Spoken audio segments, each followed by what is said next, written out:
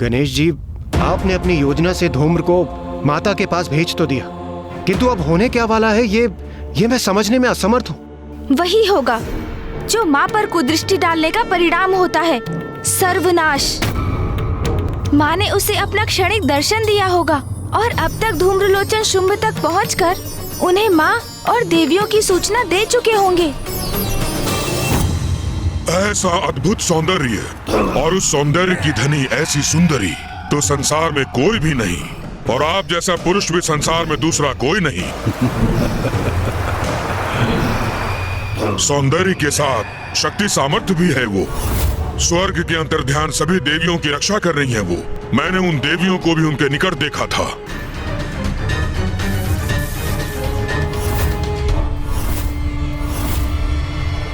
भ्राता शुंभ, कदाचित आप दोनों की जोड़ी नियति निर्धारित करेगी।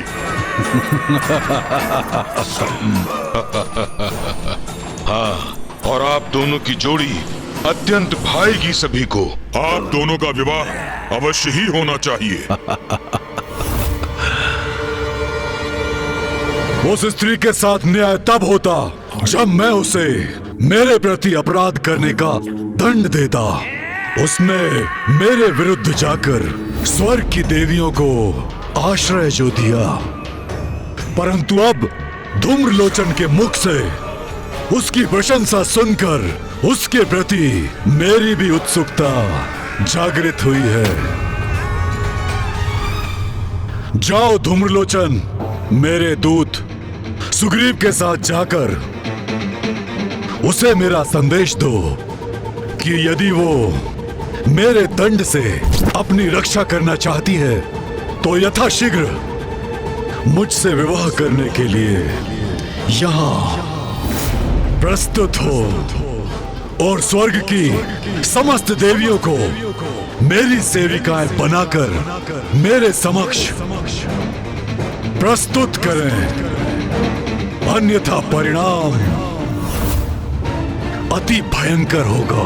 उचित है, मैं आपकी आज्ञा अनुसार आपका संदेश उन तक पहुंचा दूंगा, महानायक शुंभ।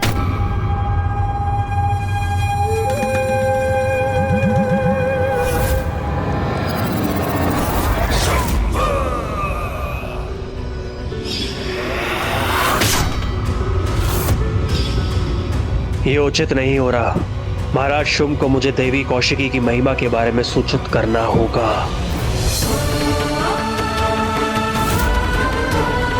देवी कौशिकी नमो नमः, देवी कौशिकी नमो नमः।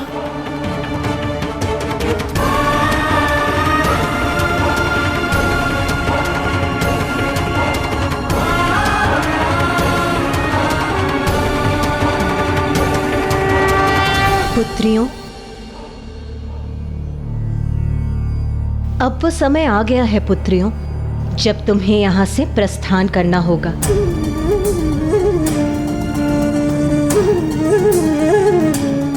परंतु क्यों माता? क्योंकि अब शुंभ के आगमन में अधिक समय नहीं है। शुंभ और निशुंभ के अंत तक मैं तुम लोगों की सुरक्षा को लेकर निश्चिंत होना चाहती हूँ। इसीलिए अब तुम लोग मेरी शक्ति के संरक्षण में विंध्याचल पर्वत की गुफाओं में रहोगे। माता, आपके श्री चरणों से जाने का मन तो हम में से किसी का भी नहीं है, किंतु यदि यही आपकी आज्ञा है और यही उचित है तो हम आपकी इस आज्ञा का पालन अवश्य करेंगे।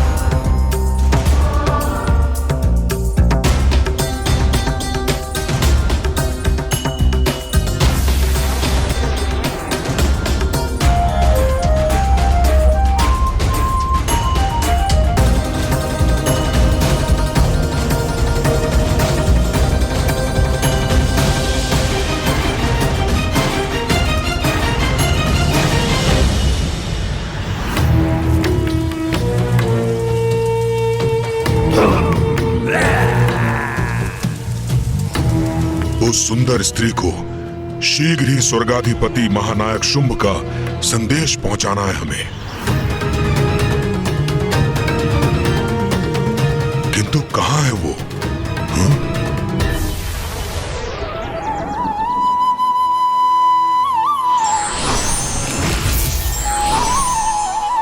हमारी रक्षा कर हमें सुरक्षित रखने के लिए आपका कोटि कोटि धन्यवाद माता। हमारी प्रार्थना है कि आपकी कृपा दृष्टि इसी प्रकार हम पर सदा बनी रहे। अवश्य पुत्रियों, माँ हूं मैं और संतान की रक्षा माँ का धर्म है।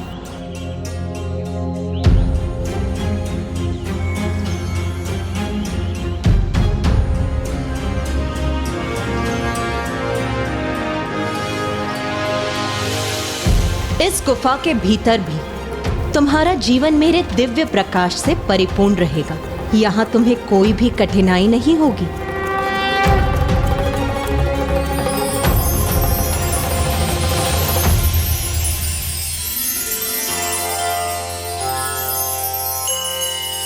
माता हमारे जीवन को कभी भी अंधकारमय नहीं होने देंगी। माता की असीम कृपा पाकर हम कृतार्थ हुए।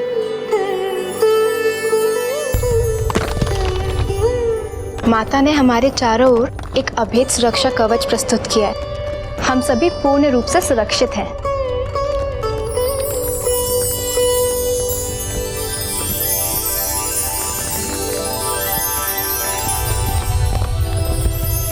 अब कोई भी दुष्ट असुर देवियों के निकट नहीं आ पाएगा। माता, आपकी भक्ति ही हमारी शक्ति है। उसी कारण असुरों की कुदृष्टि से हम लोग सुरक्षित हैं। पुत्रियों, जगत जननी हूं मैं, सभी मेरी संतानें हैं और संतान इन असुरों के समान पथभ्रष्ट हो भी जाए, किंतु माँ अपना दायित्व कभी नहीं भूलती। तुम्हें अब कोई कष्ट नहीं होगा, निश्चिंत रहो। सेनापति धूम्रलोचन जी, अपनी गति थोड़ी धीमे कीजिए ना। मेरे पास पीड़ा के कारण फटे जा रहे हैं।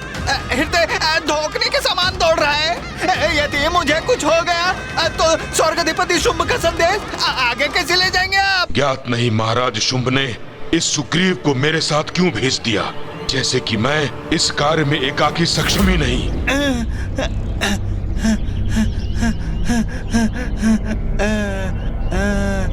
सेनापति धूम्रलोचन जी, आपको पूर्ण विश्वास है ना कि हम उचित मार्ग पर हैं? कितने समय से हम यहाँ वहाँ घूम रहे हैं, किंतु उस सुंदर स्त्री का कोई चिन्ह हमें दिखाई नहीं दे रहा। वो गजमुख गणेश मुझे यहीं लाया था। हम उत्तर दिशा से आए थे और इसी पर्वत पर उतरे थे। यहीं कहीं है वो स्थल, देखता हूँ।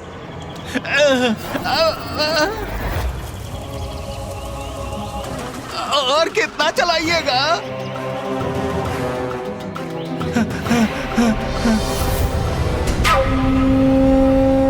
शब्दों के सत्य असत्य की परख तो दृष्टि से होती है। वो सुंदर स्त्री मुझे दिखाई देगी, तभी आपके कथन को सत्य मानूंगा।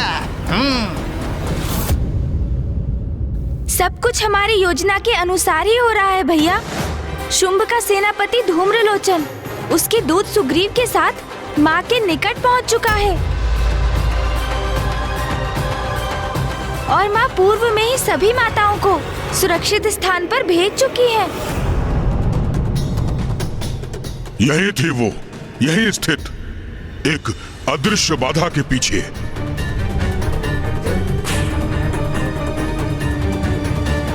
अरे इस निर्जन वन में मुझे अकेला छोड़कर मत जाइए धूम्रलोचन जी। शुंभ का प्रधान सेनापति हूं मैं, मुझे मार्ग दो।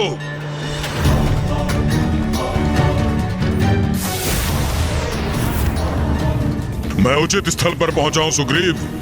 अब तुम्हें और अधिक चलने की कोई आवश्यकता नहीं। हम अपने गंतव्य पर पहुंच चुके हैं। अद्भुत! अचानक इस वन में दिव्य प्रकाश प्रकट हो गया, जैसे कोई गुप्त द्वार अचानक खुल गया हो। सत्य कहा था ना मैंने। कदाचित उस दिव्य सुंदरी को भी ज्ञात हो गया कि हम उसके लिए यहाँ क्या प्रस्ताव लेकर आ रहे हैं, जिससे उत्तेजित होकर उसने स्वयं हमारे लिए ये द्वार खोल दिए।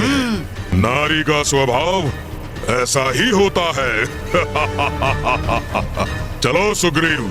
अवश्य अवश्य, आप आगे आगे चलिए, मैं पीछे पीछे आता हूँ।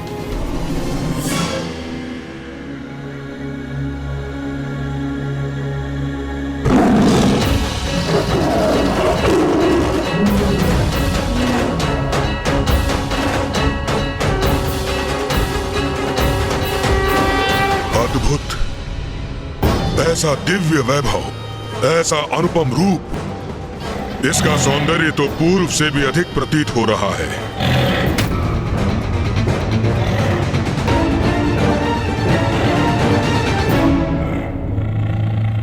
विलक्षण रूपमती है ये स्त्री।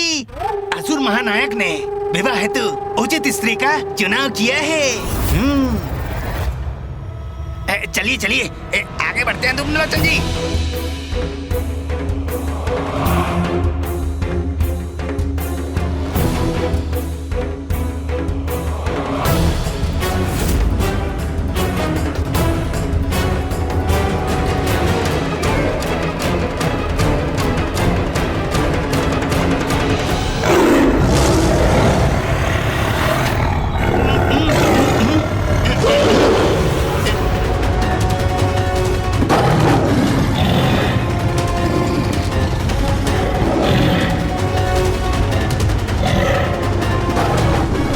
सिंह की गर्जना ने तो ये प्रचंड वायु प्रवाह उत्पन्न कर दिया है।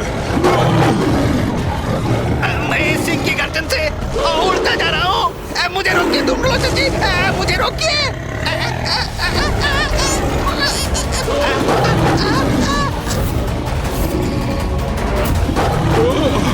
चिंता मत करो सुग्रीव, तुम्हें कहीं नहीं जाने दूंगा मैं। ये सिंह तो अपनी गर्जना में और वृद्धि कर रहा है। अब तो मैं भी खींचा चला जा रहा हूँ।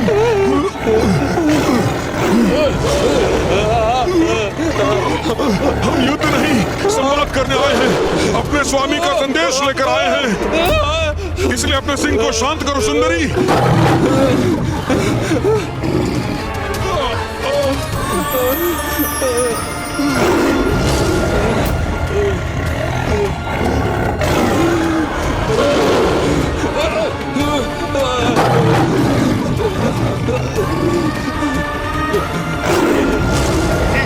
पकड़े रहिए, मुझे पकड़े रहिए धूम्रलोचन जी।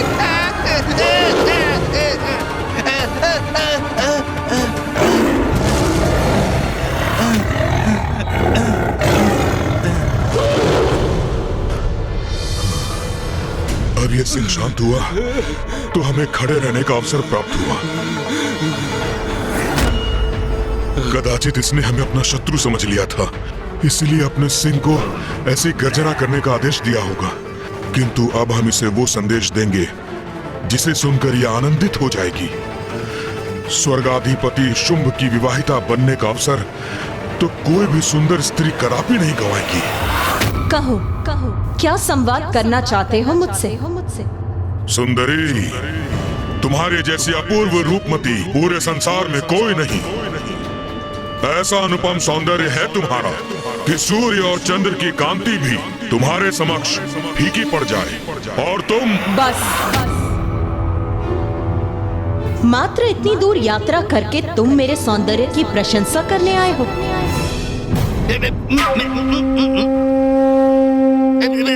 सौंदर्य की देवी, तुम इनकी बात का बुरा न मानो। ये शुंभ के सेनापति धूम्रलोचन है और मैं उनका दूत सुग्रीव। मैं तुम्हारे सौंदर्य का दर्शन पाकर ऐसा अभिभूत हुआ कि मेरे मुख से शब्द ही नहीं निकले। तुम्हारी जैसी सुंदरी तो संपूर्ण संसार में एक ही है। जैसे इस सृष्टि में एक ही पुरुष है जिसके समक्ष सूर्य और चंद्र दोनों ही नहीं टिक सकते। और ये महाप्रतापी रूपमान पुरुष तुम्हारे स्वामी शुंभ हैं। सर्वप्रथम इस सेनापति ने मेरे सौंदर्य की प्रशंसा की, फिर शुंभ के दूत अर्थात तुमने उसकी। किंतु मुझे किसी की भी प्रशंसा में कोई रुचि नहीं।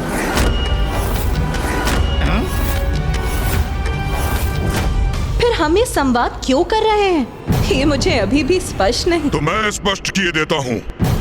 सुनो स्त्री, सौंदर्य और पराक्रम दोनों ही दृष्टि से हमारे स्वामी के योग्य हो तुम। इसीलिए हम उनके साथ तुम्हारे विवाह का प्रस्ताव लेकर यहाँ आए हैं। उचित तो यही है कि तुम इस विवाह प्रस्ताव को स्वीकार कर हमारे साथ चलो।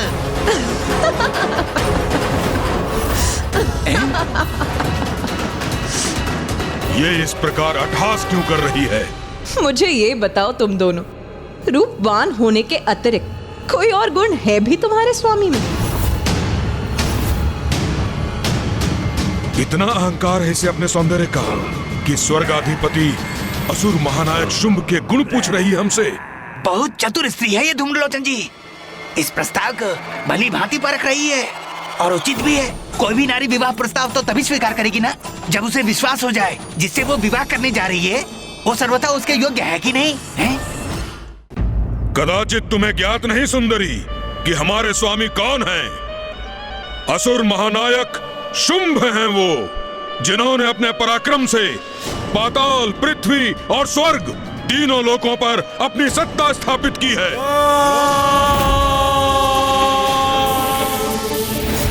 और स्वर्ग की समस्त निधियां उनके नियंत्रण में है। कल्प वृक्ष, कामधेनु, ऐरावत, उच्चैश्रवा सबके स्वामी हैं वो। इंद्र आदि देवताओं को स्वर्ग से निष्कासित किया है उन्होंने। अब आपको पूर्ण परिचय प्राप्त हो गया ना हमारे स्वामी का? अब तो स्पष्ट हो गया ना? तुम महावीर, महातेजस्वी स्वर्ग के अधिपति शुंभ का विवाह प्रस्ताव स्वीकार करे सुंदरी। सत्य कह रहे हो तुम। बहुत पराक्रमी, अत्यंत तेजस्वी और महावीर है तुम्हारे स्वामी शुंभ। मुझे क्या था ये हमारा प्रस्ताव अवश्य स्वीकार करेगी। तुम्हारे स्वामी की वीरताएं की गाथाएं तो मैंने भी सुनी है। वही शुंभ है ना ये, जिसने मित्रता का ढोंग कर देवताओं को अपनी राजसभा में आमंत्रित किया और फिर दुष्ट क्रिया अर्थात जुए की क्रीड़ा कर देवताओं का सर्वस्व छीनने का प्रयास किया। वही महापराक्रमी शुंभ है ना ये, जो प्रथम पूज्य गणेश देव सेनापति कार्तिकेय से सीख लेने के लिए विवश ही नहीं हुए, अपितु देवराज के वाहन ऐरावत, मां कामधेनु, कल्प वृक्ष और देवराज के मुकुट लौटाने पर भी बाध्य हो गए। अब समझा, ये तो असुर महानायक का अपमान करने का दुस्साहस कर रही है। वही परमवीर शुंभ है ना ये, जिसने स्वर्ग में अनुचित प्रवेश कर देवियों का अपमान करने का प्रयत्न किया, किंतु उसमें मेरे अर्थात जगत जननी के हस्तक्षेप करने के कारण अक्षम्य रहे। और ये कैसे भूल गई मैं कि वही शक्तिशाली शुंभ है ना, जिसने देवताओं को बंधी बनाने का प्रयास किया और देव सेनापति कुमार कार्तिकेय ने न केवल इनकी संपूर्ण सेना को पराजित किया, अपितु स्वर्ग से इस अति पराक्रमी शुंभ की राजसभा से देवताओं को मुक्त भी करा लिया। ये सब इसे कैसे ज्ञात है? कदाचित ये असुर महानायक शुंभ का विवाह प्रस्ताव अस्वीकार करने जा रही है। अरे वाह, बड़े वीर प्रमाणित हुए तुम्हारे असुर महानायक शुंभ। क्या कहा था तुमने? त्रिलोक विजेता, स्वर्गाधिपति, असुर महानायक शुंभ। एक भीरू और शक्तिहीन असुर को संसार का सबसे बड़ा वीर बता रहे हो तुम। बस, बहुत सुन चुका मैं। धूम्रलोचन, धूम्रलोचन,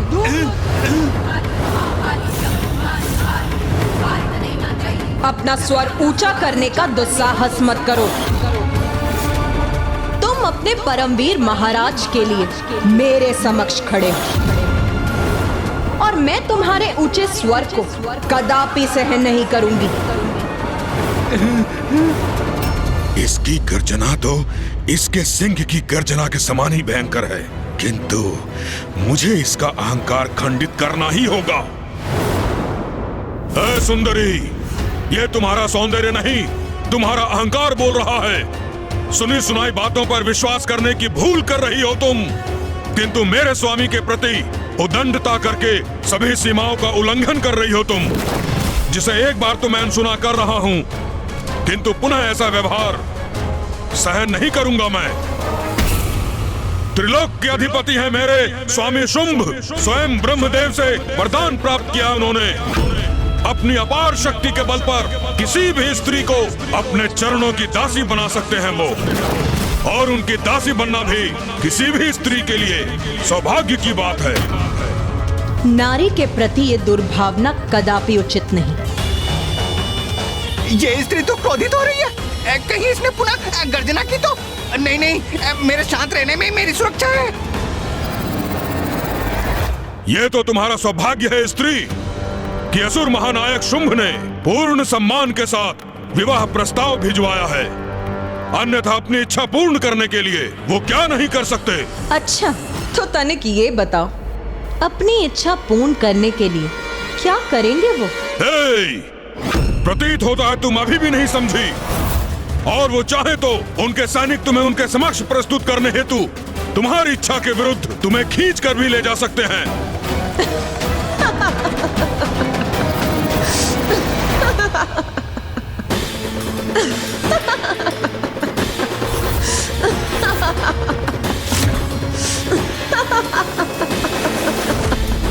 मैंने कोई परिहास किया क्या जो ये पुनः अट्टहास करने लगी?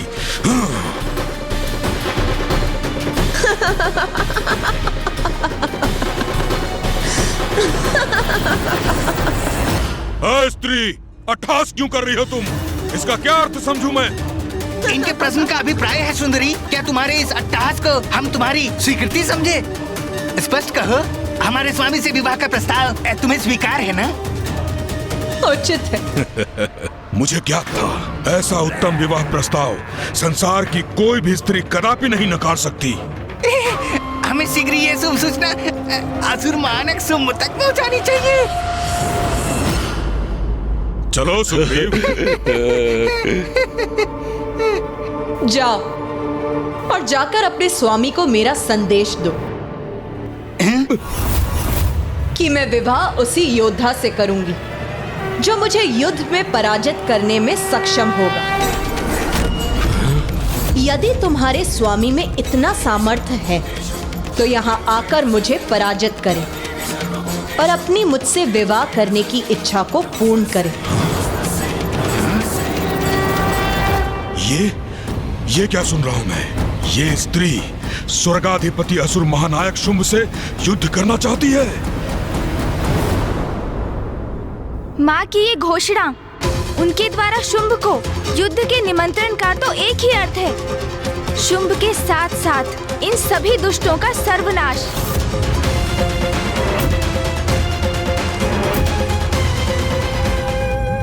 आप बड़े उतावले दिखाई दे रहे हैं।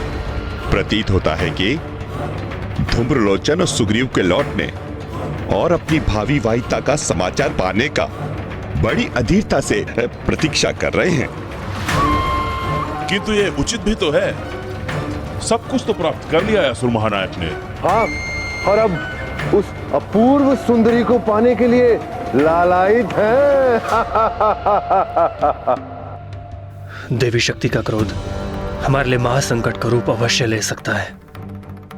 धूम्रलोचन समाचार अवश्य लेकर आएगा, किंतु मुझे शंका हो रही है कि कहीं वो हमारे सर्वनाश की पूर्व सूचना ना हो। समाचार क्या होगा ये तो मुझे पूर्व से ज्ञात है। स्वर्गाधिपति असुर महानायक शुंभ ने पूर्ण सम्मान के साथ विवाह का प्रस्ताव भेजा है। उसे स्वीकार करना उस नारी की नियति है, किंतु यदि उस नारी ने मेरे प्रस्ताव का निरादर किया तो मेरे सैनिक उसका निरादर करेंगे, उसे खींचकर मेरे समक्ष यहाँ मेरी राजसभा में प्रस्तुत करेंगे। असुर महानायक शुंभ, आप बहुत बड़ी भूल कर रहे हैं।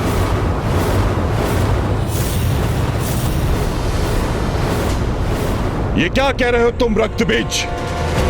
स्वर्गाधिपति महाराज शुंभ से कोई भूलो, ये कैसे संभव है?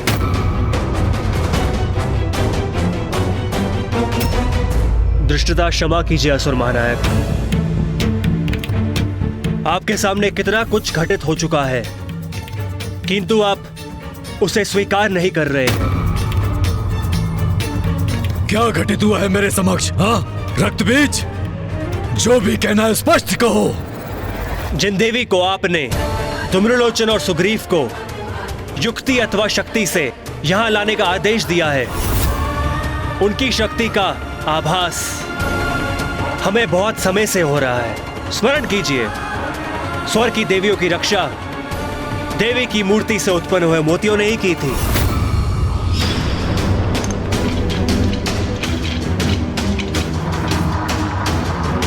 देवताओं को बंदी बनाने गए असुर सेना के असंख्य सैनिक देवी के मंत्र से ही तंद्रा में चले गए थे और वो युद्ध करने में असमर्थ हो गए थे।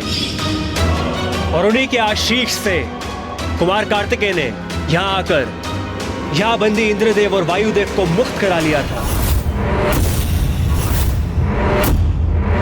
और वो कोई साधारण स्त्री नहीं है, जगत जननी है, देवी शक्ति है।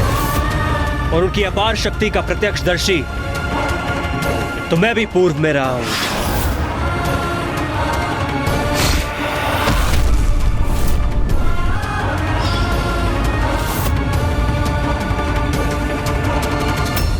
मेरे स्वामी असुर महानायक शुंभ ने तुम्हें विवाह का प्रस्ताव भेजा और तुम उन्हें युद्ध की चुनौती दे रही हो। इतना दुस्साहस तुम्हारा कि तुम मेरे स्वामी को इस निर्जन पर्वत पर आने के लिए कह रही हो, वो भी तुमसे, एक तुच्छ नारी से युद्ध करने। यही समस्या है नारी स्वभाव की। थोड़ा सा सम्मान क्या दिया तुम्हें, अहंकारवश अपना स्थान ही भूल गई। नहीं, तुम हमारे सम्मान योग्य नहीं हो। और अब मैं तुम्हें उस भाषा में समझाऊंगा जो तुम्हें समझ आएगी। ताड़ना की भाषा, उसी के योग्य हो तुम।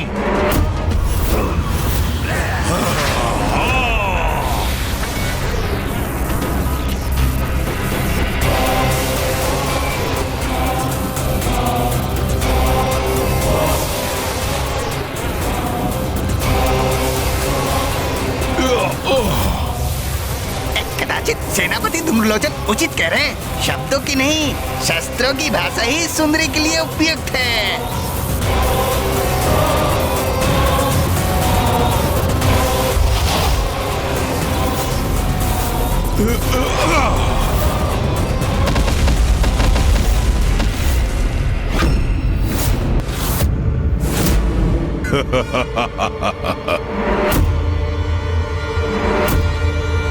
मैंने पूर्ण अवसर दिया था तुम्हें, किंतु स्त्री जनित मूर्खता के कारण तुमने वो अवसर भी गंवा दिया और सिद्ध कर दिया कि तुम यहां से बलपूर्वक ले जाने योग्य हो। और तुम ही नहीं, स्वर्ग से भागकर तुम्हारी शरण में छिपी हुई वो देवियां भी जाएंगी असुर महानायक की दासियां बनने, और उन्हें हम अवश्य ढूंढ निकालेंगे।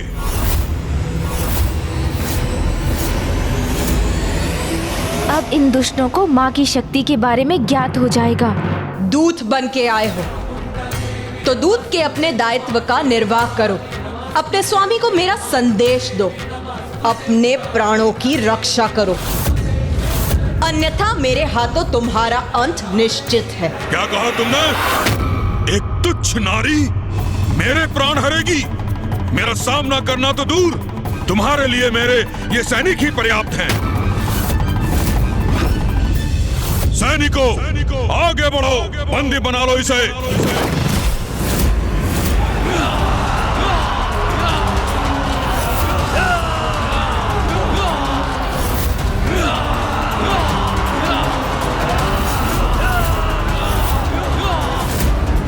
ये दुष्ट असुर तो माता पर आक्रमण कर रहे हैं। नारी का अपमान कर तुमने बहुत बड़ा अपराध किया है धूम्रलोचन, और अपनी भूल को सुधारने का अवसर प्राप्त होने पर भी उसे व्यर्थ कर दिया तुमने। तो अब तुम्हें अपने अपराध का उचित दंड अवश्य प्राप्त होगा। पकड़ लो इसे, बंदी बना लो, पकड़ लो इसे, बंदी बना लो। अभी इसका दंभ खंडित होगा जब ये मेरी बंदी बनेगी, और इसके दुस्साहस के दंड स्वरूप इसे अपने साथ खींचता हुआ ले जाऊंगा मैं। हाँ। तुम प्रत्यक्षदर्शी रहे हो उसकी शक्ति के, अर्थात असुर महानायक शुंभ, आपका सेनापति नियुक्त होने से पूर्व मैं सर्वशक्तिशाली महाराज महिषासुर का मंत्री था।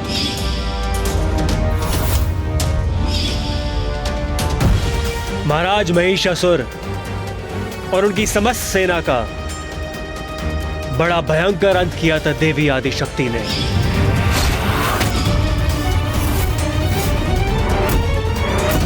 ये सब अनर्गल कथा सुनाकर हमें भ्रमित करने का प्रयास मत करो रक्तबीज। हमारी शक्ति के समक्ष वो देवी तनिक भी नहीं टिक सकती। तब देवी आदिशक्ति देवी कात्यायनी के रूप में थी। तब हमें देवी कात्यायनी का वास्तविक परिचय ज्ञात नहीं था और ना ही उनकी शक्ति का आभास था। और होता भी कैसे, क्योंकि विनाश काले विपरीत बुद्धि महाराज महिषासुर के साथ साथ हम सबको भी अपनी शक्ति पे इतना अहंकार हो गया था कि हम देवी कात्यायनी से युद्ध करने के लिए प्रस्तुत हो गए। बंद करो अपना नरगल प्रलाप। एक स्त्री इतनी शक्तिशाली कैसे हो सकती है? किस दैवीय शक्ति की बात कर रहे हो तुम? देवी कात्यायनी देवी पार्वती का ही स्वरूप है। वो देवी पार्वती जो जगत जननी है,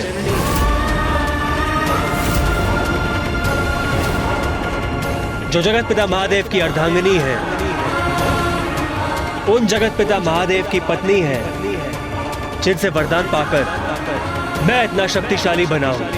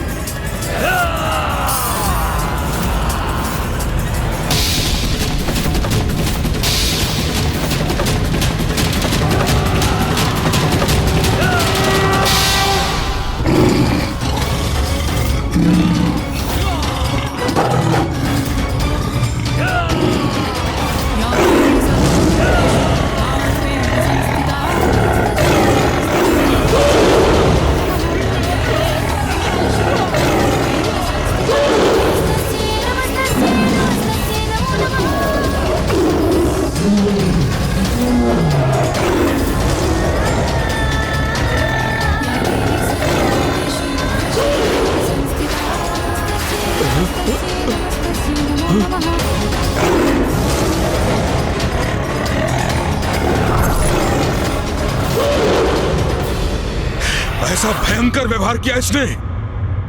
क्या कहा था तुमने? मेरे लिए तुम्हारे सैनिक ही पर्याप्त है। प्रतीत होता है तुम्हारे सैनिकों के लिए मेरा सिंह ही पर्याप्त है। इसकी उदंडता, इसका अहंकार असहनीय हो रहा है मेरे लिए। जाओ, तुम दोनों को यहाँ से सुरक्षित लौटने का एक अवसर और देती। जाओ और जाकर अपने स्वामी शुंभ को मेरा संदेश दो। मेरे विचार से अब हमें यहाँ से निकल लेना चाहिए अविलंब। तुम ऐसे नहीं मानोगी। तुम्हें अपनी शक्ति का परिचय देना ही होगा। तुम्हारा अहंकार खंडित करके मुझे तुम्हें अपने वश में करना ही होगा। अहंकार तो अहंकारी का खंडित होता है। तुम्हारे अहंकार ने तुम्हारे विवेक को हर लिया है और तुम्हारे ज्ञान चक्षु को निष्क्रिय कर दिया है। तुम अपने काल को अपने समक्ष पाकर भी उसे पहचान नहीं रहे।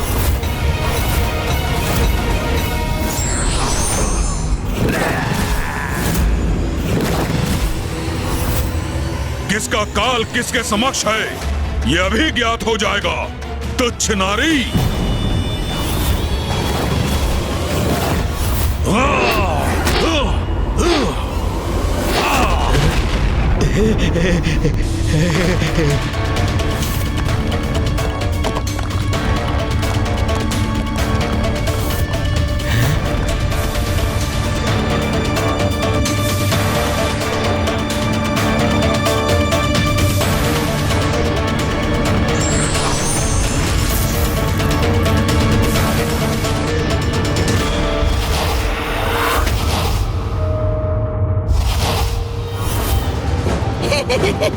अद्भुत।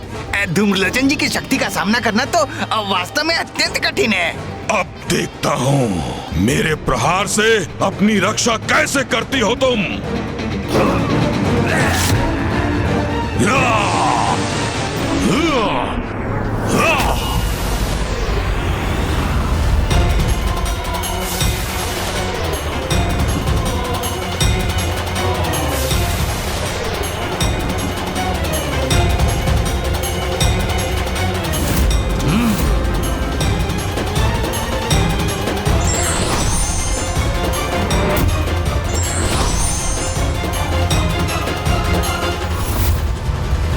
स्थिति इतनी बिगड़ जाए ये कहाँ चाहता था मैं तो विवाह का प्रस्ताव लेकर आया था।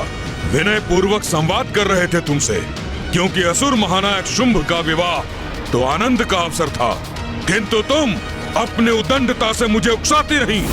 तुम्हारे जैसी अहंकारी और सुंदर स्त्री के लिए यही उचित है कि तुम्हें पालकी में नहीं खींच कर ले जाया जाए। चलो अब इसे अपना राजसी विवाह यात्रा समझना। विचार, वचन और कर्म तीनों से ही निरंतर अपनी दुष्टता का परिचय दे रहे हो तुम धूम्रलोचन। तुम्हारे पापों का फल तो तुम्हें अवश्य प्राप्त होगा। अब अपने इस प्रहार से तुम्हें वश में करूंगा मैं।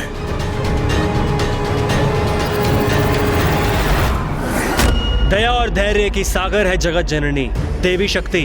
अपनी संतानों के अनेकों दोष क्षमा करती है, किंतु जब एक संतान अपनी माँ को माँ के रूप में सम्मान की दृष्टि से देखने के स्थान पर उन्हीं पर कुदृष्टि डालने लगे, अपने माता के प्रति कुत्सित विचार रखे, तो माता का क्रोध तो जागृत होगा ही ना, और दंड भी तीव्र और भयंकर होगा। यही हुआ महाराज महिषासुर के साथ। मैं समझ गया था कि जगत जननी के समक्ष महिषासुर कदापि सुरक्षित नहीं है, इसलिए उनके अंत के पूर्व मैं वहां से चला आया।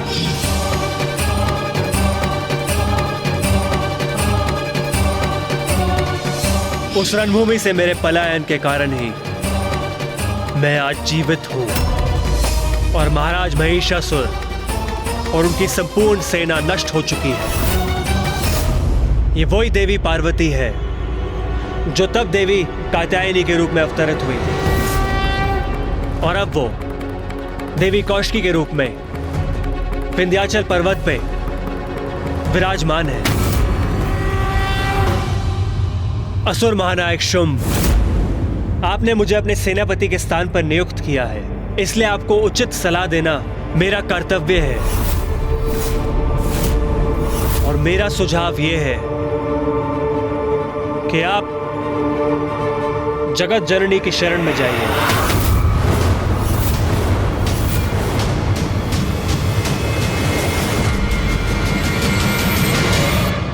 वो अपने शरणागतों की सदा रक्षा करती है, उनके समस्त पाप क्षमा कर उन्हें अपनी भूलों का प्रायश्चित करने का अवसर प्रदान कर उन्हें अभय दान देती है।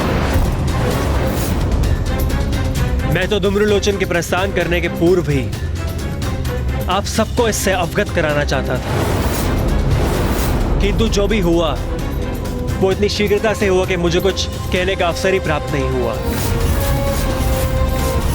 असुर महानायक, अभी भी समय है, हम अभी भी धूम्रलोचन और सुग्रीव को लौटने का आदेश भेज सकते हैं। बस रक्तबीज, बस! तुम मुझसे, त्रिलोक के स्वामी से, एक स्त्री के समक्ष झुककर उसका शरणागत बनने को कह रहे हो? तुम्हारी मति मारी गई है क्या? असुर महानायक शुंभ, मेरे सुझाव को अन्यथा मत समझिए। यदि आप जगत जननी के शरणागत नहीं होना चाहते तो मत होइए, किंतु उनसे उलझने की भी कोई आवश्यकता कहाँ है। उनसे नहीं उलझेंगे तो आप सुरक्षित रहेंगे, शांति पूर्वक त्रिलोक का शासन करेंगे, सुख भोगेंगे। बस रक्तबीज, बहुत हुआ। तुम्हें अपना सेनापति बनाया, बहुत बड़ी भूल कर दी मैंने। एक और ये निशुंभ, चंड मुंड धूम्रलोचन, जो मेरे लिए अपना जीवन तक निछावर करने के लिए प्रस्तुत हैं, और दूसरी ओर तुम, जो मुझे स्त्री के चरणों में शीश रखने का सुझाव दे रहे हो।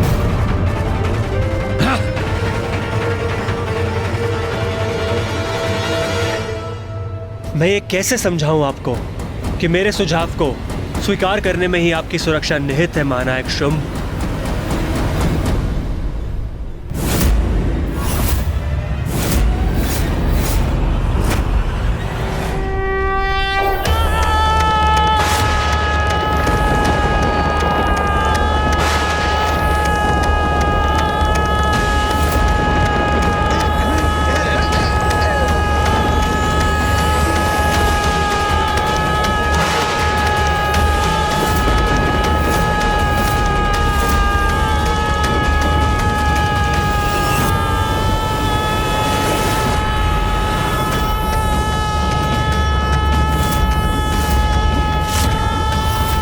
ये तो माँ की हुंकार है।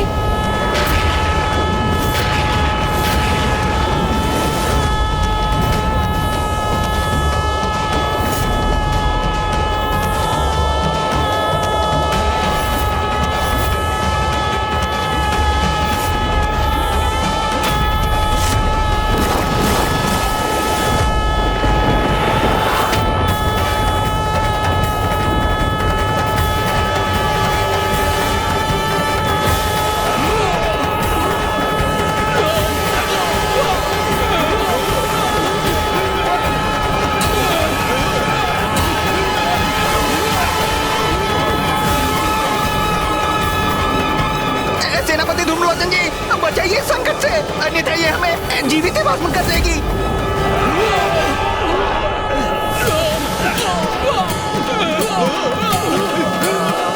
मेरे सैनिकों को भस्म कर दिया इसने। ये अग्नि की लपटें तो अब मेरी ओर ही बढ़ रही हैं।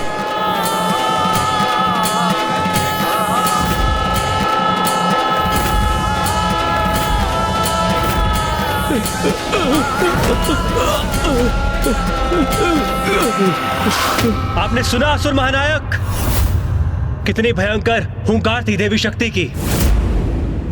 अवश्य अवश्य धूम्रलोचन में उनके क्रोध का भागी बन चुका होगा। बस रक्त बीज, ये देवी देवी की क्या रट लगा रखी है? कैसे योद्धा हो तुम, जो संपूर्ण समुदाय को भीरू बनाने पर तुले हो?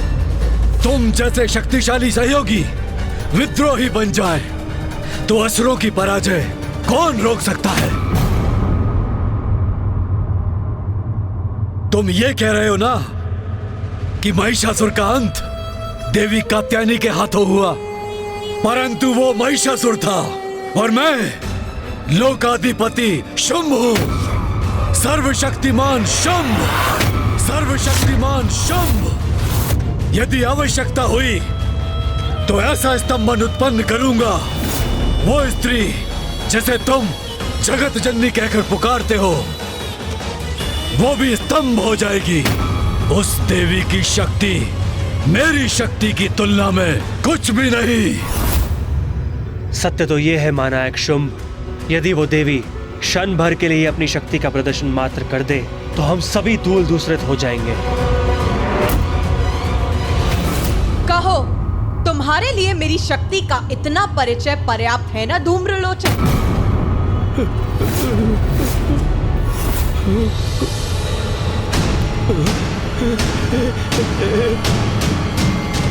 मैं सुरक्षित हूँ, भस्म नहीं हुआ मैं चाहती तो तुम्हें भी भस्म कर सकती थी, किंतु तुम तो मात्र एक दूत हो और एक दूत का अंत नहीं करना चाहती मैं। इसीलिए अब जाओ और जाकर अपने वीर असुर महानायक शुंभ को मेरा संदेश दो।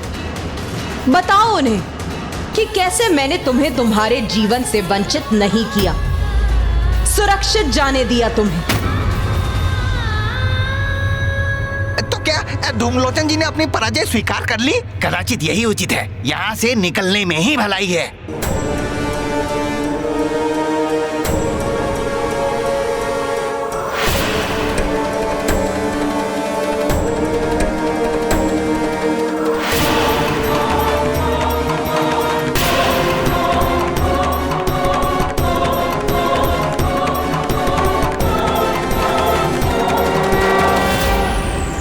गणेश, धूम्रलोचन जैसा अहंकारी इस प्रकार पीछे मुड़कर लौट जाने वालों में से नहीं।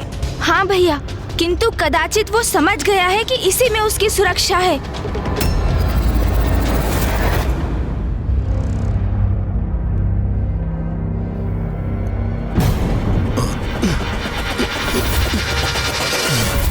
ये आभूषणों की चमक कहां से आ रही है?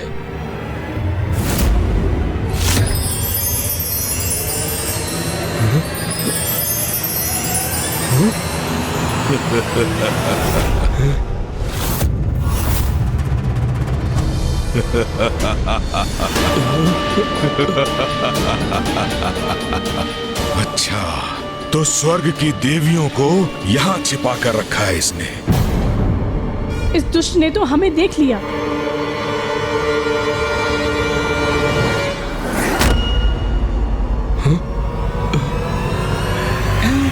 ये सेनापति धूम्रलोचन जी क्या करने जा रहे हैं? उन्हें पीछे क्यों मुड़ रहे हैं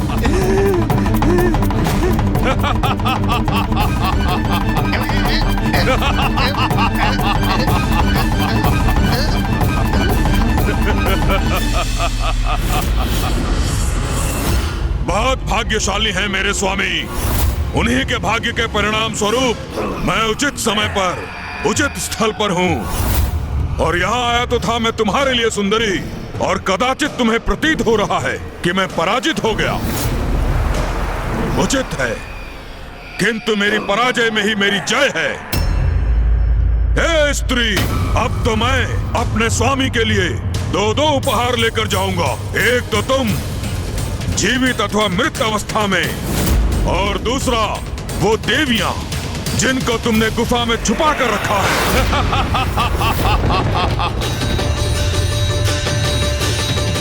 इसने पुनः अपनी कुदृष्टि डाली देवियों पर।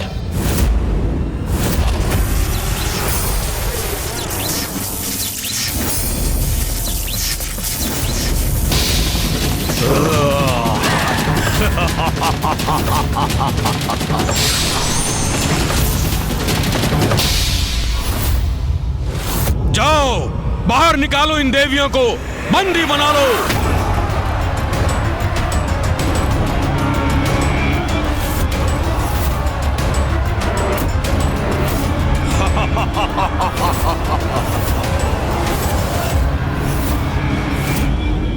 माताओं को अपनी दुष्टता का लक्ष्य बनाकर धूम्रलोचन सभी सीमाओं का उल्लंघन कर चुका है अब, और अब माँ उनके इस व्यवहार को कदापि सहन नहीं करेंगी। माँ के कार्य में हस्तक्षेप करना उचित नहीं, अन्यथा अभी इस धूम्रलोचन को इसके दुर्वचनों का उचित दंड देता मैं।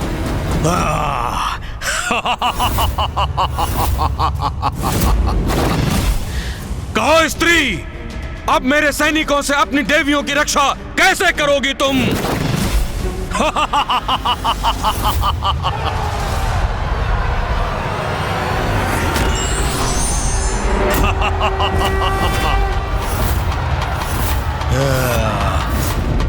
तुम्हारे हाथों में घंटा, तो तुम क्या मेरे असुर सैनिकों को घंटा बजाकर रोकोगी? इस घंटा से अंत करोगी उनका?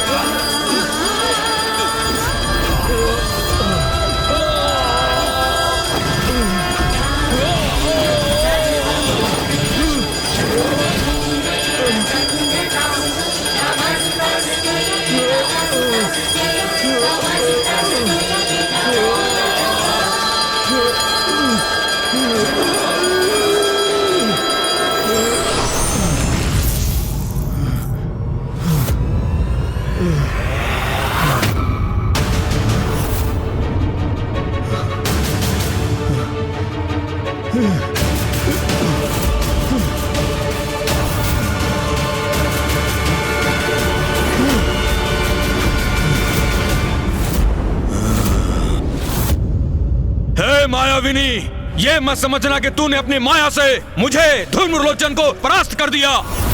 तो जितने बार भी मेरे असुरों को गिराएगी, मैं उतने ही बार नवीन असुर उत्पन्न करूंगा।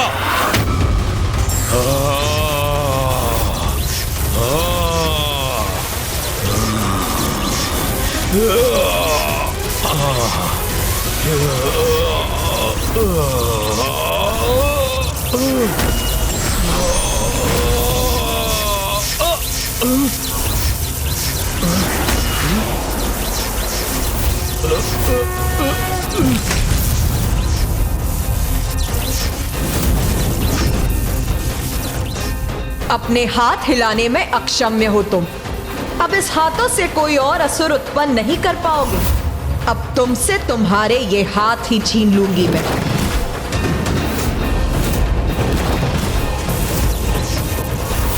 सेनापति धूम्रलोचन को इतनी दयनीय अवस्था में डाल दिया इस स्त्री ने। बस इतनी ही शक्ति है तुम्हारी।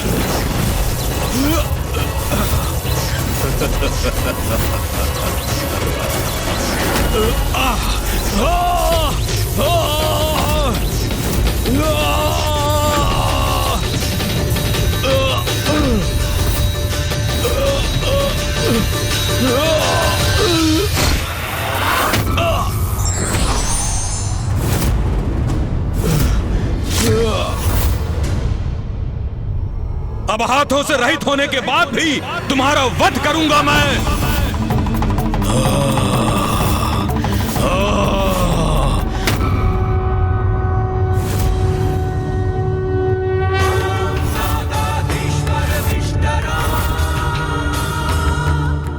बस बहुत हुई ये क्रीड़ा।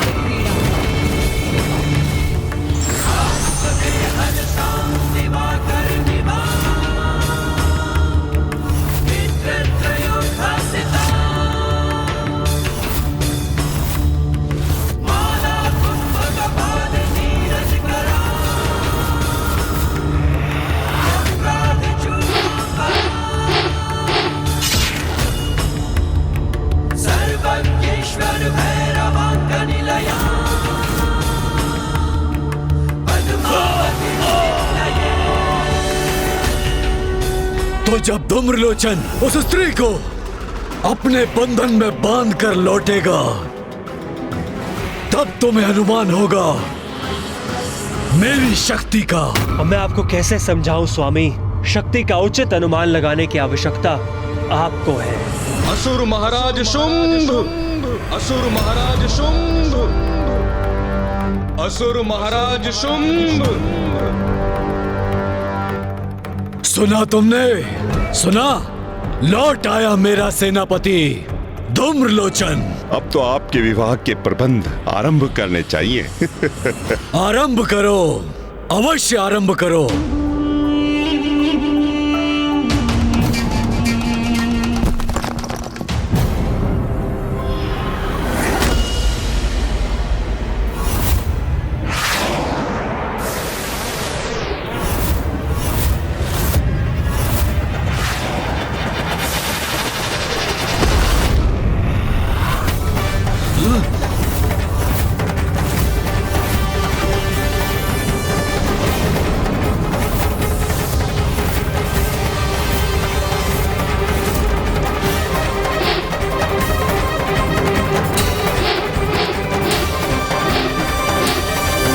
ये कैसे संभव है?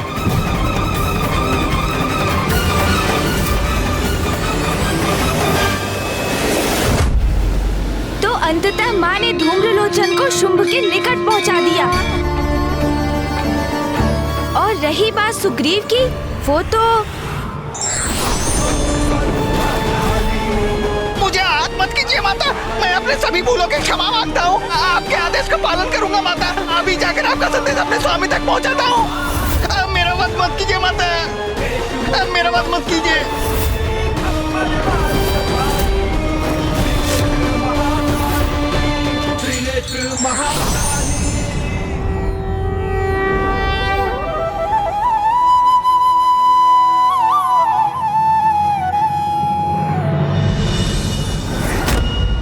मेरे देखते देखते भस्म हो गया धूम्रलोचन।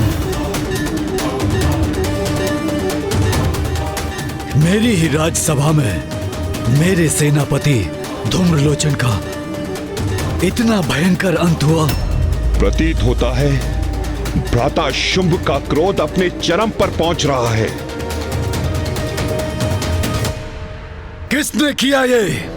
मेरे सेनापति धूम्रलोचन का अंत करने का दुस्साहस किसने किया? असुर महानायक शुंभ! असुर महानायक शुंभ!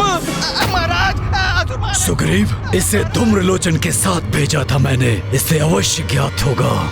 महाराज, महाराज, महाराज, महाराज, वो बहुत भीषण शक्तिशाली है महाराज। उसने मेरे नेत्रों के समक्ष बहुत निर्दयता से धूम्रलोचन का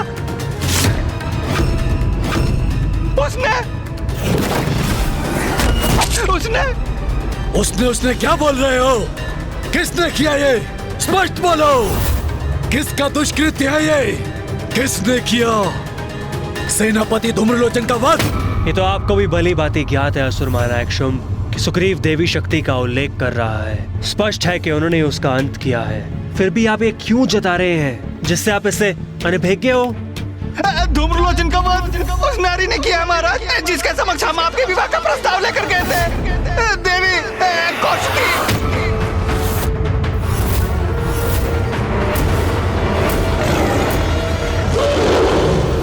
भले ही तुमने धूम्रलोचन का वध कर दिया, किंतु अब देखता हूँ मेरे अगले वार का सामना तुम कैसे करती हो देवी। विश्वास नहीं होता, एक स्त्री ने वध कर दिया धूम्रलोचन का। महाशक्तिशाली महायोद्धा धूम्रलोचन का वध एक स्त्री कैसे कर सकती है? कैसे कर सकती है? ये कैसे संभव है? जिस सत्य को आप नकार रहे थे वो आपने सुग्रीव के मुख से भी सुन लिया असुर महानायक। अब तो अपने हट को त्याग दीजिए। आप देवी कौशिकी से उलझने की भूल मत करिए।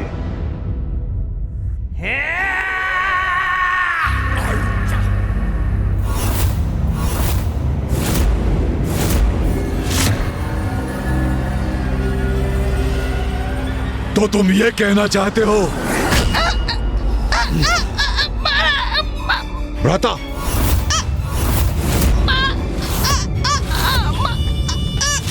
अत्यंत शक्तिशाली महायोद्धा सेनापति धूम्रलोचन का वध एक तुच्छ अबला नारी के हाथों हुआ और तुम मुझे यह समझाने का प्रयास कर रहे हो? तुम्हारी बुद्धि क्या भ्रष्ट हो गई है? और तुम ये समझ रहे हो कि मैं तुम्हारे मिथ्या कथन पर विश्वास करूंगा? तुम्हारे कपट वचनों से मैं भ्रमित हो जाऊंगा। तुमने ऐसी कल्पना भी कैसे की? हाँ? मैं सत्य कह रहा हूँ महाराज, वो नारी अवश्य है पर अबला नारी नहीं। प्रचंड शक्तिशाली है, स्वामिनी है वो। उसने आपके लिए भी एक संदेश भेजा है। संदेश? कैसा संदेश? भ्राता शुंभ, इसे मुक्त कीजिए ताकि हमें ज्ञात हो सके कि क्या संदेश लेकर आया है।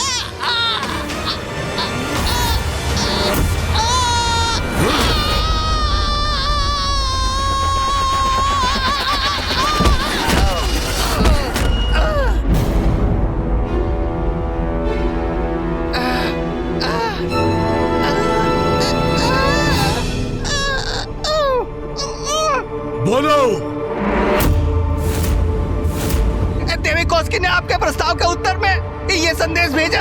जाओ और जाकर अपने स्वामी को मेरा संदेश दो कि मैं विवाह उसी योद्धा से करूंगी जो मुझे युद्ध में पराजित करने में सक्षम होगा। यदि तुम्हारे स्वामी में इतना सामर्थ्य है तो यहाँ आकर मुझे पराजित करें और अपनी मुझसे विवाह करने की इच्छा को पूर्ण करें।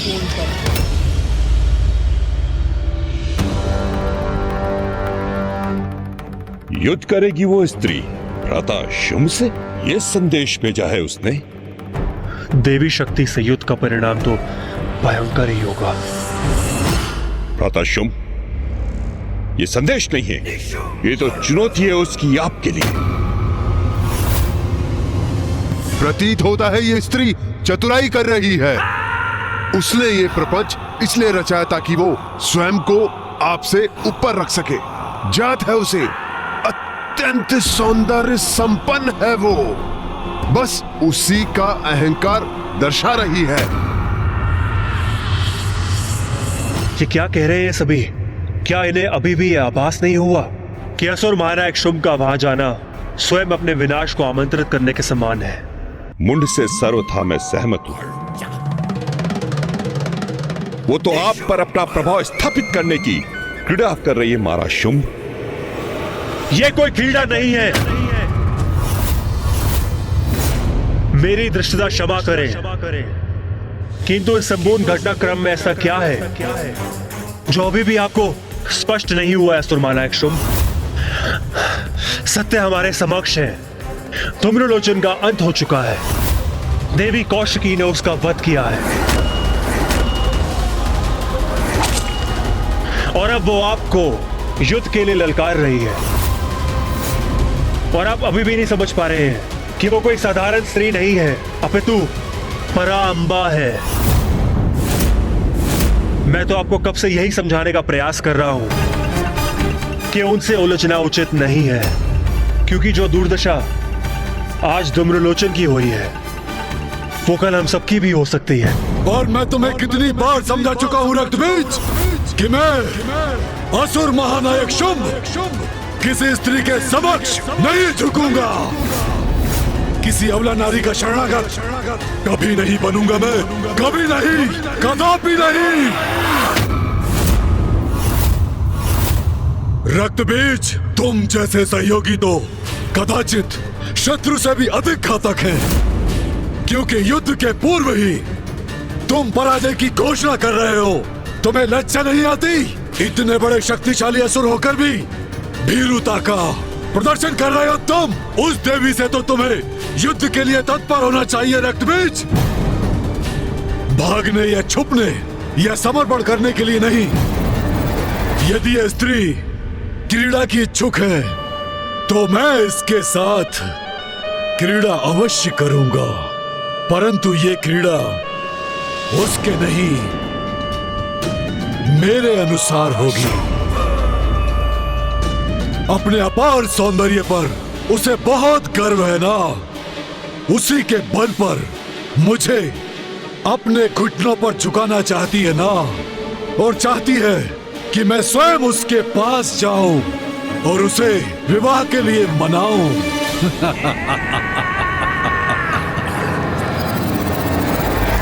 मैं मिटा दूंगा उसका गर्व, उसे अपने आदेशों का पालन करना सिखाऊंगा।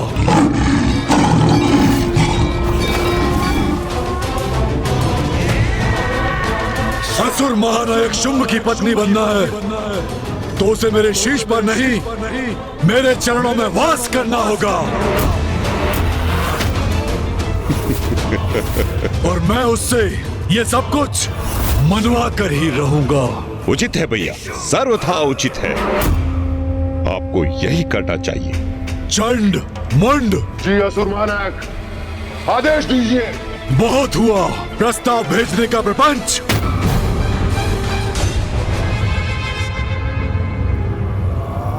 जाओ और उस नारी को बंदी बना कर लाओ मेरे समक्ष यहाँ,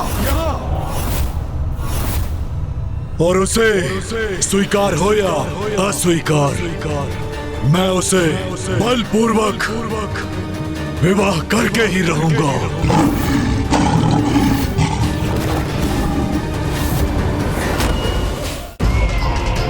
उचित है, सर्वथा उचित है। ये चंड और मुंड की शक्ति के समक्ष कदापि नहीं टिक सकेगी वो। असुर महानायक शुंभ का ये आदेश बहुत अनिष्टकारी सिद्ध हो सकता है। असुर महानायक मात्र बंदी बना कर रहा है उसे, अथवा भ्राता चंड का अर्थ है कि अगर आपको कोई आपत्ति ना हो तो क्यों ना हम उससे धूम्रलोचन के वध का प्रतिशोध भी ले लें। उसकी उद्दंडता के द्वंद्व स्वरूप उसे थोड़ा प्रताड़ित भी क्यों ना कर ले, फिर तो वो आपकी आज्ञा अवश्य स्वीकार करेगी। चंड मुंड, उचित कहा तुम दोनों ने। दंड दो उसे, अवश्य दो, प्रतिशोध भी लो उसे। विनाश की आहट जो सुनकर भी अनसुना कर दे, उससे बड़ा अभागा और कौन हो सकता है। और उससे भी बड़ा अभागा वो है जिसे भविष्य स्पष्ट दिखाई दे रहा है, किंतु वो चाहकर भी उसे परिवर्तित करने में असमर्थ है। अब क्या करूं मैं, कैसे रोकूं असुर महानायक शुंभ को? इस कार्य के लिए मैं तुम्हारे साथ रूरू और महेश पौंड्रक को भेजता हूँ। क्या हुआ गणेश? अब अपनी अंतर्दृष्टि से क्या देखा तुम? भैया, अब शुंभ चंड और मुंड को मां पर आक्रमण करने के लिए भेज रहा है। गणेश जी, ये तो बहुत ही उत्तम समाचार है। इसका तो एक ही परिणाम संभव है, माता कौशिकी के हाथों चंड मुंड का संहार। इंद्रदेव का कथन सर्वथा उचित है।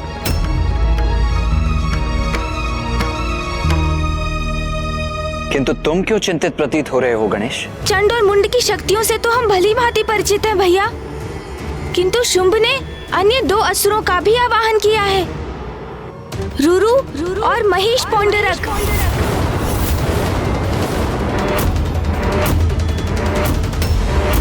अब ये दोनों कौन है? ये तो मुझे भी ज्ञात नहीं है भैया, किंतु शीघ्र ही उन दोनों का भी पूर्ण परिचय ज्ञात कर लूंगा मैं।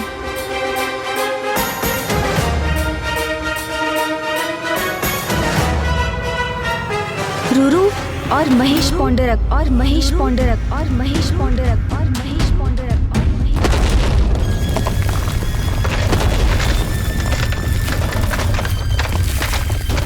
रूरू, रूरू,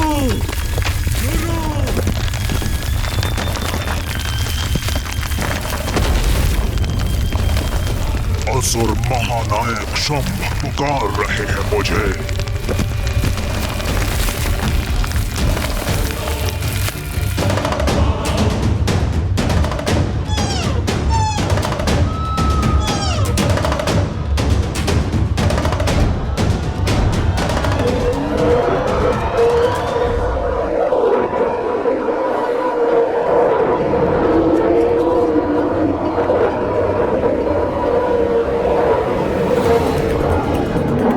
असुर महानायक शुंभ, आपने आवाहन किया है मेरा।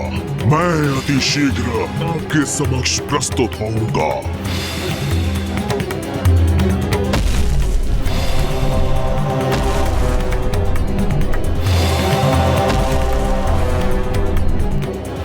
महेश पौंड्रक, महेश पौंड्रक, महेश पौंड्रक।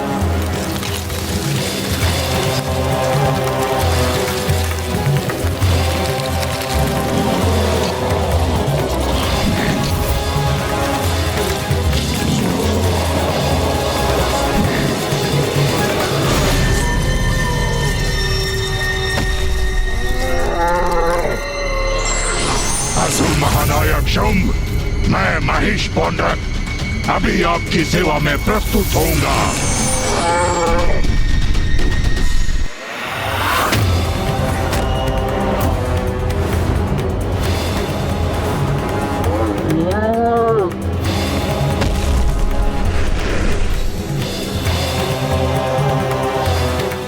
महेश पौंड्रक,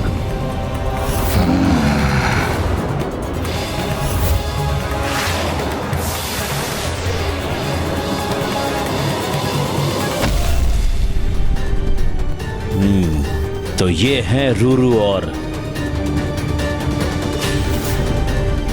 असुर महानायक शुंभ, आपने अवश्य किसी विशेष प्रयोजन से हमें यहाँ बुलाया है। कहिए, क्या आदेश है हमारे लिए? एक घमंडी नारी के मान को कुचलना है। मात्र एक नारी से युद्ध हेतु आपने हम दोनों का आवाहन किया।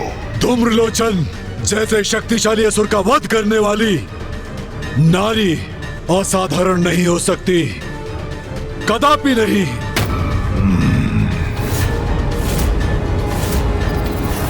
क्या? ये क्या सुन रहा हूँ मैं? उसने असुर सेनापति धूम्रलोचन का वध कर दिया। तब तो अवश्य वो कोई दैवी शक्ति है। हमें उससे युद्ध नहीं करना चाहिए। यही तो मैं भी।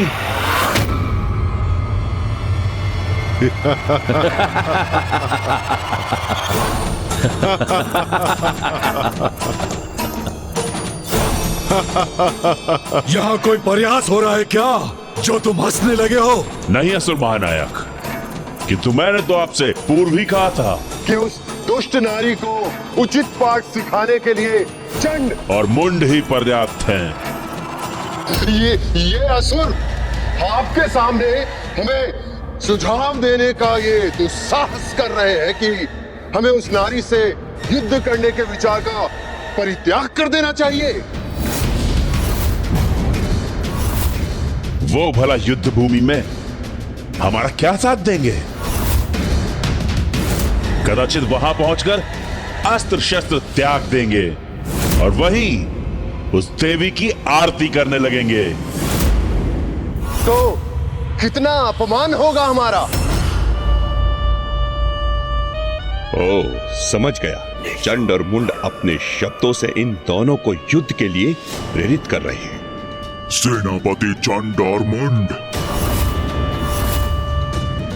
आपके कथन से तो ऐसा प्रतीत हो रहा है जैसे इस नारी को बंदी बनाने के लिए आपके पास कोई अति उत्तम रणनीति है। हमें भी तो सुनाइए, तनिक हम भी तो सुने। रणनीति? कैसी रणनीति? हम रणनीति बनाने में समय व्यर्थ नहीं करते। वो भी एक तुच्छ नारी के लिए? हाँ, यदि आप सुनना ही चाहते हैं तो सुनिए।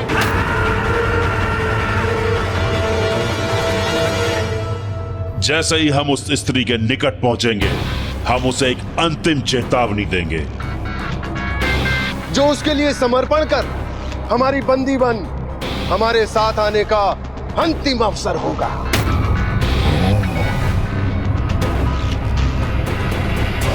बस उसके लिए ये अंतिम अवसर होगा। उसके बाद हम नहीं, हमारे बाण बात करेंगे। क्योंकि मुंड और मैं उस पर बाणों की ऐसी बौछार करेंगे कि वो उनसे आहत होकर लहूलुहान हो जाएगी।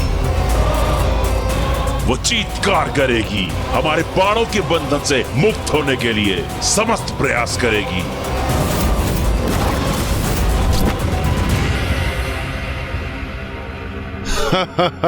अपने कोमल कोमल हाथों से अपने बाणों को हटाने का प्रयत्न करेगी। तब मैं और चंड उस पर अपने विद्युत पाश फेंककर बंदी बना लेंगे। फिर हम अपने विद्युत पाश खींचेंगे जिससे वो बाणों के मध्य से होते हुए ऊपर की ओर उठेगी, जिससे उसे अपार पीड़ा होगी और वो चित्कार करेगी और उसकी चित्कार उन पर्वतों में गूंज उठेगी और उसकी वो चीत्कार की गूंज हमें अत्यंत आनंद देगी। फिर उसे मैं पुनः पृथ्वी पर फेंकूंगा और मैं उसके केश थाम लूंगा। वो रुदन करेगी, सिसकियां भरेगी और तब हम उसके भयभीत आतंकित आंखों में देखकर गर्जना करेंगे और उससे कहेंगे कि देखा तुमने हमारे असुर महानायक शुंभ के प्रस्ताव को अस्वीकार करने का परिणाम।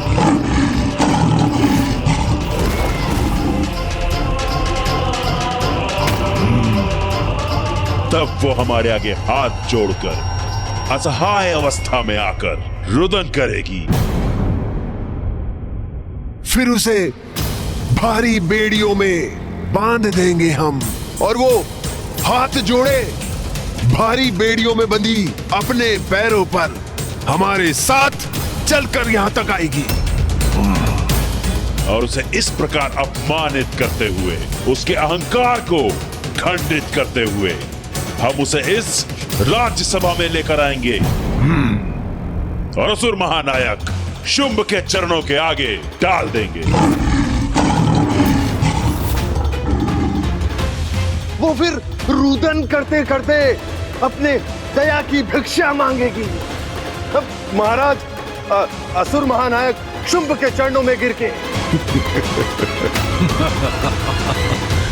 बड़ा आनंद आएगा मुझे जब वो सुंदरी मेरे चरणों में गिरेगी। मुझसे बहुत बड़ी भूल हो गई असुर महानायक शुंभ, बहुत बड़ी भूल हो गई। ज्ञात नहीं मैंने इतने महावीर, महाशक्तिशाली, महायोद्धा का तिरस्कार क्या सोचकर किया। उचित है स्वामी, यह दंड मेरे लिए सर्वतः उचित है। मैं ऐसे ही दंड के योग्य हूँ। मैं अति प्रसन्न हुआ ये वर्णन सुनकर। अब शीघ्र ही इसे पूर्ण करो अपनी योजना से। उसी प्रकार उसे मेरे समक्ष आने पर विवश कर दो।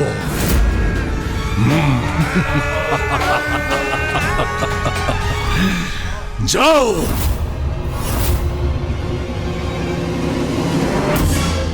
सुना तुम दोनों ने, सुना। मैं चंडमुंड की तरह सभी असुरों में एक आत्मविश्वास चाहता हूं।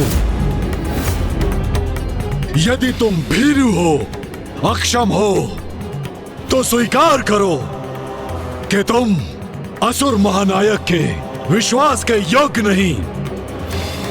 अन्यथा मेरे आदेश का पालन करो। जाओ, उस नारी को बंदी बनाकर मेरे समक्ष यहाँ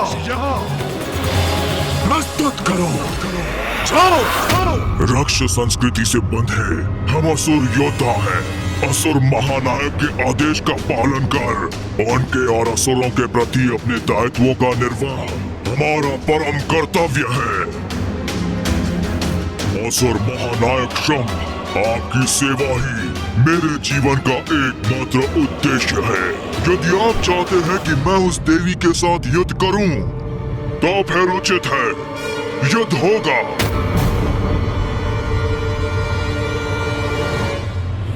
रूरू ने असुर महानायक के प्रति अपनी निष्ठा प्रकट कर दी। मैं ही पीछे रह गया। नहीं, मैं भी भीरू नहीं, यह भी प्रमाणित कर दूंगा। असुर महानायक, मुझे मेरा अधूरा कथन पूर्ण करने दीजिए। यदि उस नारी के पास दैवीय शक्तियां भी हैं, तो मैं क्रीड़ा कर उसे सताऊंगा और तब उसे मैं दंडित करूंगा। यदि आपकी अनुमति हो तो। अर्थात हमारे विचारों और उद्देश्य दोनों में समानता है। हाँ, तो फिर शुभ कार्य में विलंब क्यों? चलिए।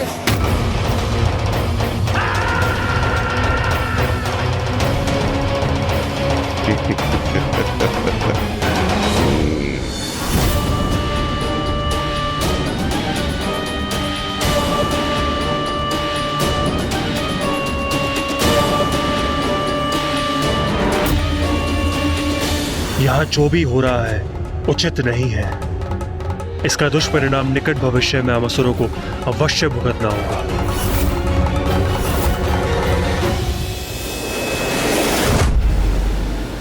कितना मूर्ख है ये शुंभ। रक्त बीज रूरू महिष पौंड्रक ने उसे समझाने की कितनी चेष्टा की, किंतु उसे चेतावनी तक दी कि मां के विरुद्ध जाने का भयंकर परिणाम होगा, किंतु फिर भी उसने अपने असुरों को मां के साथ लड़ने भेज दिया। ये सब तो माँ की ही लीला है भैया। उन्होंने मुझे धूम्रलोचन को उनके निकट लाने का जो उत्तरदायित्व सौंपा था, वो मैंने पूर्ण किया। अब शेष इसी प्रकार से धूम्रलोचन के वध के पश्चात चंडमुंड का भी भयंकर परिणाम होने वाला है।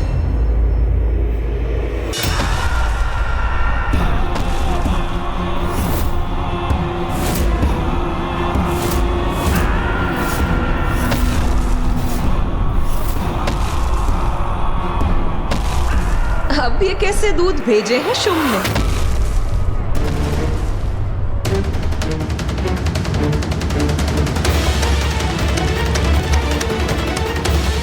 ऐसा अद्भुत सौंदर्य, ऐसी दिव्य अनुपम कांति जो पूर्व में हमने कभी नहीं देखा। क्या हुआ? ऐसे स्तब्ध रहकर मुझे टुकुर टुकुर देखने के लिए तो तुम्हारे स्वामी महानायक ने तुम्हें यहाँ नहीं भेजा होगा ना? तुम वास्तव में बहुत अहंकारी हो। तो हमने जो तुम्हारा आकलन किया था वो सर्वथा उचित है। तुम्हारे द्वारा मेरे आकलन अथवा किसी अन्य के व्यर्थ संवाद में मुझे कोई रुचि नहीं। मैंने तुम्हारे स्वामी के लिए एक संदेश भेजा, अवश्य उसी का उत्तर लेकर आए होगे तुम यहाँ।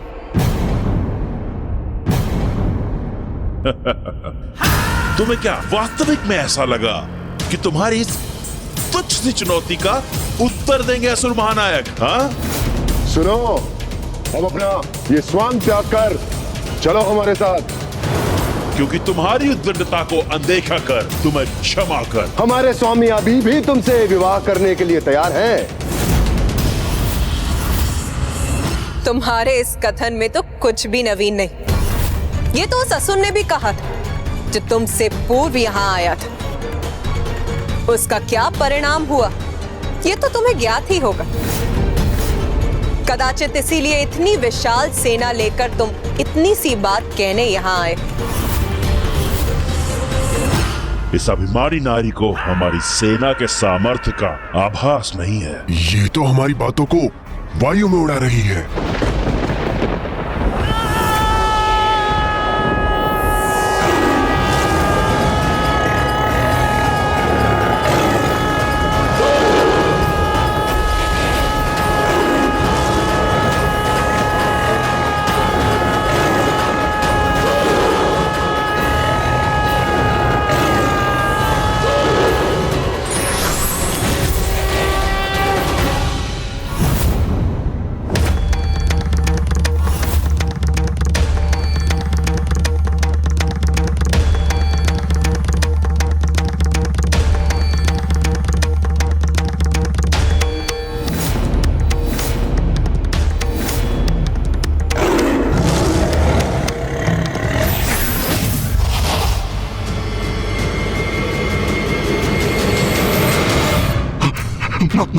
माता कौशिकी,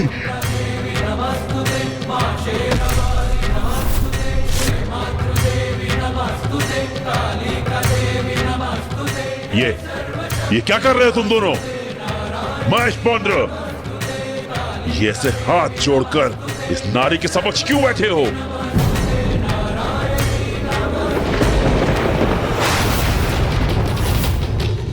आपने हमें यह तो बताया ही नहीं कि जिनसे हम युद्ध करने यहाँ आए हैं वो और कोई नहीं, स्वयं जगत जननी माता कौशिकी है। नहीं बताया तो क्या हुआ? नाम में क्या रखा है? शत्रु का नाम तो कुछ भी हो सकता है। ऐसा मत कहिए, वो कुपित हो जाएंगी, क्योंकि उनके प्रति बहुत ही धृष्टतापूर्ण है आपके ये वचन। ये क्या कह रहे हो तुम? असुर महानायक के सामने तो बहुत बड़ी बड़ी बातें कर रहे थे तुम। कदाचित आपको ज्ञात नहीं, असुर सेनापति मुंड कितने असुरों का वध किया है माता ने। एक बार माता ने एक असुर को पछाड़ पछाड़ कर उसका वध किया और फिर उसके शव को एक फंदे से बांधकर ऐसा फेंका कि वो शव मेरे ऊपर आकर गिरा। एक बार तो माता ने सहस्त्र असुरों की विशाल सेना का अंत कर उसे मेरे ही दलदल में फेंक दिया था। आज भी उनके शव वहां से उभरते हैं, जिसे चील काग अपना भोजन बनाते हैं।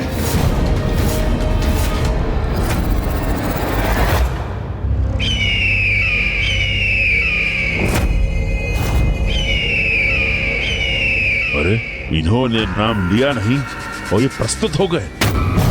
ऐसी सुंदरी इतनी भयंकर कैसे हो सकती है? किंतु आकाश में इन गिद्धों और चीलों के अवतरित होने का और क्या अर्थ समझूं मैं?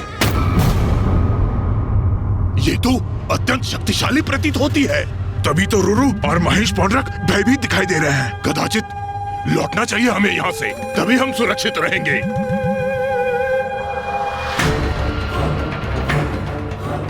इस मूर्ख असुर ने हमें पूर्व में ही इस नारी के बारे में बता दिया होता तो हम और सटीक योजना बनाते। अब क्या करें हम? इस प्रकार यहाँ आकर युद्ध भूमि से लौट भी नहीं सकते। एक दो पाश तो हमें इस पर फेंकने ही होंगे।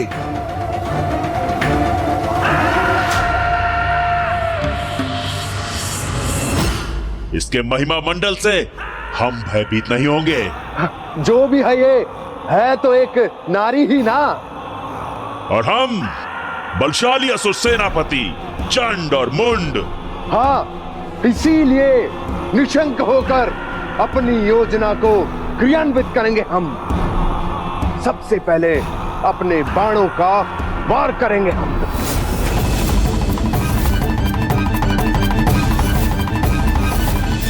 देवी अवश्य तुम्हारे बाणों को नष्ट भ्रष्ट कर देंगी।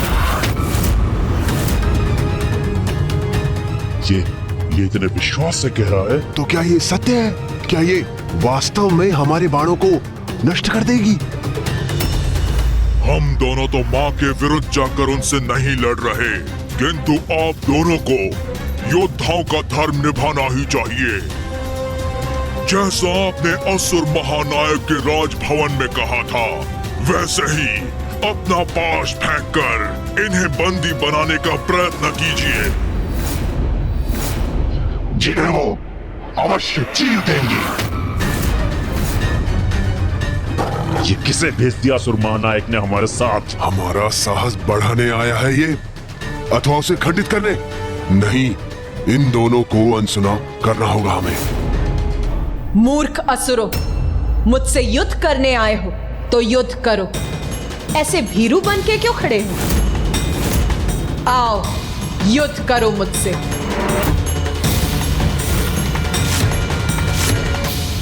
शक्तिशाली हैं हम, वरदानी शक्तियां प्राप्त हैं हमें। और ये मात्र एक नारी। इसे तो हम अपने वश में कर सकते हैं। इसने उन असुरों को पराजित किया होगा जो बल में हमसे कम होंगे। हाँ, हम तो अति बलशाली असुर चंड और मुंड हैं। असुर सैनिकों, यही है वो अहंकारी नारी जिसने हमारे असुर सेनापति धूम्रलोचन का वध किया था। यही है वो नारी जो बार बार हमारे असुर महानायक का अपमान करती है। जाओ सैनिकों, जाकर अपनी शक्ति का परिचय दो, उचित पाठ पढ़ाओ और खींच के लाओ इसे हमारे कदमों में।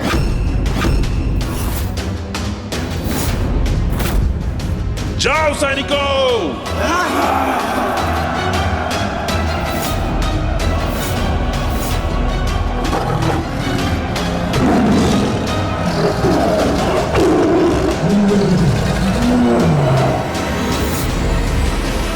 अब चंड और मुंड ने अपनी समस्त सेनाओं को माँ पर आक्रमण करने के लिए भेज दिया है। कितने भीरू हैं ये दोनों!